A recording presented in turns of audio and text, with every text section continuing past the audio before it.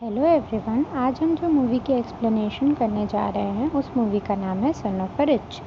Movie की शुरुआत में हमें गिरीशा नाम के लड़के को पब में दिखाया जाता है, जो कि रशिया के सबसे अमीर आदमी की इकलौती बिगड़ी हुई औलाद होती है। वो हमेशा की तरह पब में एंजॉय करने गया होता है। पब में उसे एक लड़की नज़र आती है, वो उसे किसी तरह इम्प्रेस कर लेता है। फिर दोनों पब में साथ बाहर आकर के पार्किंग में खड़ी कार में बैठते हैं। वो लड़की सीट बेल्ट लगा ही रही होती है कि तभी गिरीशा उसे रोकते हुए कहता है कि हम ड्राइव पे नहीं जा रहे हैं, और उससे इंटीमेट होने की कोशिश करता है। बट यहाँ पे वो लड़की उसे मना कर देती है, तो गिरीशा उसे बेइज्जत करके कार से उतरने कहकर खुद बहुत स्पीड में कार चलाते हुए आगे चला जाता है। रास्ते में ओवर स्पीडिंग की वजह से उसे पुलिस वाला रोकता है, तो वो पैसे का रौब दिखाते हुए नोटों को उसके मुंह पे फेंक मारता है। बट पुलिस वाला तो ईमानदार निकलता है, वो गाड़ी के सामने आके खड़ा हो जाता है। गिरिजा वैसे ही कार चलाते हुए निकल जाता है, जिससे पुलिस वाले के दोनों पैर टूट जाते हैं। नेक्स्ट सीन में हमें दिखाया जाता है कि गिरिशा के फादर पुलिस स्टेशन में जाते हैं, जहां हमें पता चलता है कि अमीरी की वजह से उनकी पुलिस के बड़े अफसरों से अच्छी खासी पहचान थी। उसके फादर को पुलिस का बड़ा ऑफिसर बताता है कि गिरिशा ने पुलिस वाले को कार रोकने पर घूस देने की कोशिश की, और नहीं मानने पर उसको घसीट कर कार ड्राइव करके आगे चला गया, जिससे पुलिस ऑफिसर के दोनों पैर फ्रैक्चर हो गए हैं। और उन्हें सलाह भी देता है कि उसे कंट्रोल किया जाए, वरना किसी दिन कोई बहुत बड़ी आफत में वो फंस सकता है। वहीं दूसरी ओर हमें दिखाया जाता है कि पुलिस रिमांड में भी गिरिशा को कोई फ़र्क नहीं पड़ रहा है, बल्कि वो वहाँ भी बदतमीज़ी कर रहा था। गिरिशा के फादर परेशान होकर के उसे जेल से बाहर लाकर समझाते हैं, बट गिरिशा को इससे भी कोई फ़र्क नहीं पड़ता। अगले दिन का सीन दिखाया जाता है, जहाँ गिरिशा के बाप अपने एक दोस्त नताशा के पास जाते हैं, जो कि एक मूवी डायरेक्टर थी, और उससे अपने बेटे की सारी समस्या बताकर सॉल्व करने को कहते हैं। तो नताशा और उसकी टीम एक प्लान बनाते हैं। अब नेक्स्ट डे जब गिरीशा फिर से पब जाता है, तो उसकी कार को एक कबाड़ी वाला फ्लैट बेड में ले जा रहा होता है। ये सब देखकर गिरीशा उसके पीछे भागता है, और यहीं उसके पीछे से कोई उसको बेहोशी का इंजेक्शन फायर करता है, और वो वहीं पे बेहोश होकर गिर जाता है। आगे नेक्स्ट सीन में हमें सुबह का सीन दिखाया जाता है। उसमें बिली नाम का आदमी आकर गिरीशा को उठाता है और बोलता है, तुम्हें मालिक का घोड़ा तैयार करने बोला गया था, क्या तुमने किया? तो गिरीशा को समझ नहीं पाता, उसे थोड़ी देर तक सब कुछ सपना लग रहा होता है। तभी एक दूसरा आदमी आकर उसे पकड़कर कमरे के बाहर फेंक देता है। गिरीशा उसे उसकी इस हरकत के लिए धमकी देते हुए कहता है कि तुम्हें नहीं पता मैं कौन हूँ, मैं तुम्हें देख लूँगा। तभी गांव का मालिक आता है और गिरीशा को एक घोड़े मारने का आदेश देता है, और कहता है कि उसे जल्दी ही घोड़ा तैयार चाहिए। इतने में बिली आकर उसे ले जाता है। गिरीशा बिली को कहता है कि उसे एक फ़ोन कॉल करना है, तो बिली कहता है कि तुम क्या कह रहे हो, मुझे कुछ समझ नहीं आ रहा। इसके बाद गिरीशा भागने की कोशिश करता है, और लोगों को कहता है कि कोई पुलिस को फ़ोन करो, प्लीज़ कोई पुलिस को फ़ोन करो, लेकिन वहाँ के लोगों को पुलिस क्या होती है ये तो पता ही नहीं होता।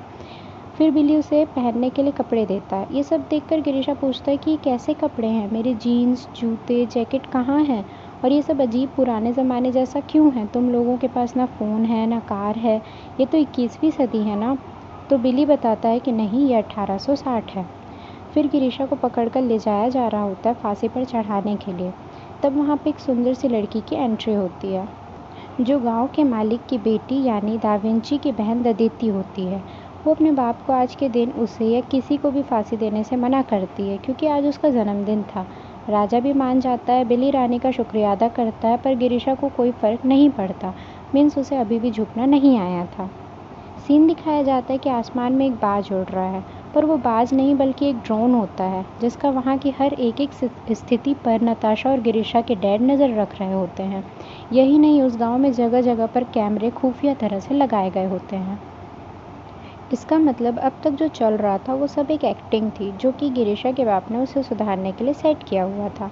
अब गिरीशा को लगने लगता है कि वो उस रात कार एक्सीडेंट में टाइम ट्रेवल करके पास्ट में आ गया है, और वहाँ उसे बहुत काम कराया जाता है, नौकरों से सलूक करते हैं। ऐसे ही बहुत सारे दिन बीत जाते हैं। एक दिन गिरीशा का बाप कहता है कि मुझे अपने बेटे में हुए बदलावों को देखना है। आगे के सीन में गिरीशा को दिखाया जाता है, जो कि खेत में आराम कर रहा होता है। उसे किसी के रोने की आवाज़ आती है। वो उस ओर जाता है तो देखता है कि राजा की बेटी ददिती होती है। पूछने पर बताता है कि उसकी शादी राजा ने एक बूढ़े आदमी से तय कर दी है। तो इस पर वो कहता है कि अच्छा तो है, वो जल्दी मर जाएगा, उससे सारी दौलत तुम्हें मिल जाएगी। आगे गिरीशा एक फार्मर की मुर्गी चोरी कर अकेले पकाकर खाता रहता है। बिल्ली के मांगने पर भी उसे शेयर नहीं करता। बाद में शिकायत होने पर उसको और कुछ लोगों को पकड़कर पूछा जाता है और नहीं बताए जाने पर पीटने का आदेश दिया जाता है। किसी के ना बोलने पे वो लोग बिल्ली को पकड़कर ले जाते हैं और कोड़े मारते हैं। इससे भी गिरीशा को कोई फर्क नहीं पड़ता। अगले दिन मार खाने के बाद बिल्ली अपने चोट के जख्म गिरीशा को दिखाता है, जो कि मेकअप आर्टिस्ट का सिर्फ कमाल था, लेकिन इससे गिरीशा को कोई फर्क नहीं पड़ रहा होता है। तभी वहाँ पर लीज़ा नाम की लड़की घोड़े पर बैठकर आती है। जब वो घोड़े से उतर रही होती है तो उसकी रेड कलर की अंडरगारमेंट दिख जाते हैं। इसको देख करके गिरीशा को थोड़ा शक होता है, क्योंकि वो अंडरगारमेंट बहुत मॉडर्न थे, जो कि आज के ज़माने में मिलते थे। इससे गिरीशा लीज़ा के साथ थोड़ी उलट पुलट करने लगता है। लीज़ा वहाँ से भाग जाती है। ये सब देखकर गिरीशा के बाप को लगता है कि उसके बेटे में कोई सुधार नहीं आया है। तो फिल्म डायरेक्टर उसको विश्वास दिलाते हुए कहता है कि थोड़े और टाइम दीजिए, सुधार ज़रूर आएगा। अगली सुबह गिरीशा लीज़ा से हुए बीते दिनों के लिए माफ़ी मांगता है। इसे देखकर उसके बाप और नताशा की पूरी टीम बहुत खुश होती है। अब राजा की बेटी देदेती की बूढ़े आदमी से शादी की रात आ जाती है। वो गिरीशा के पास जाकर कहती है कि मैं शादी नहीं करूँगी, जा रही हूँ मैं नदी में कूद कर आत्महत्या करने।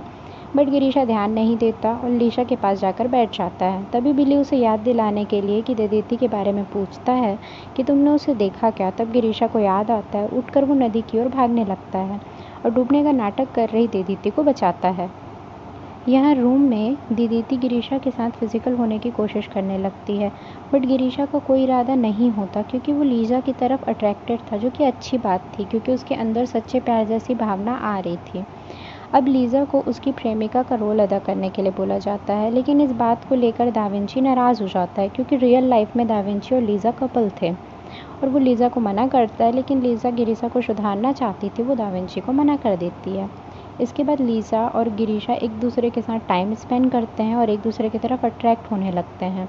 तभी दा विंची और देदेती एक दूसरे से बात करते हैं और अचानक ही दोनों को फिजिकल होने का मन करता है, तो दोनों स्टार्ट हो जाते हैं।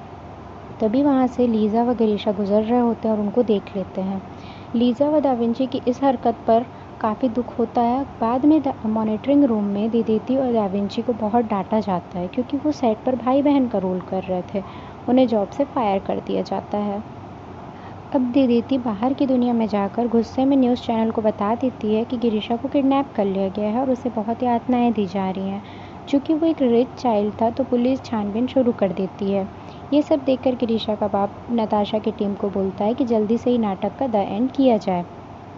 द एंड के लिए अगली सुबह मंगोलों का अटैक होता है, जिसमें वो लीज़ा को पकड़कर ले जाने लगते हैं।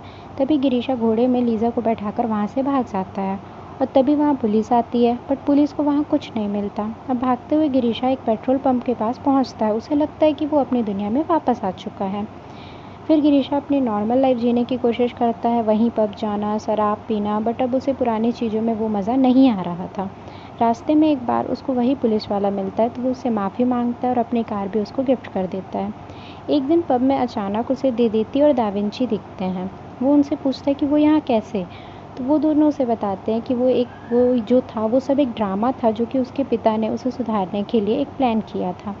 फिर गिरीशा लीज़ा को ढूंढते हुए उसके पास जाता है और उसको शादी के लिए प्रपोज करता है।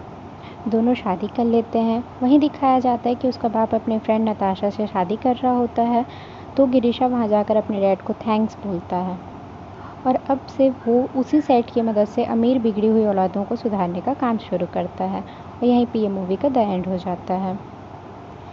Thank you guys. अगर आपको मेरी एक्सप्लेनेशन अच्छी लगी हो तो प्लीज़ लाइक, शेयर और सब्सक्राइब कर दीजिएगा चैनल को। Thank you. Bye bye.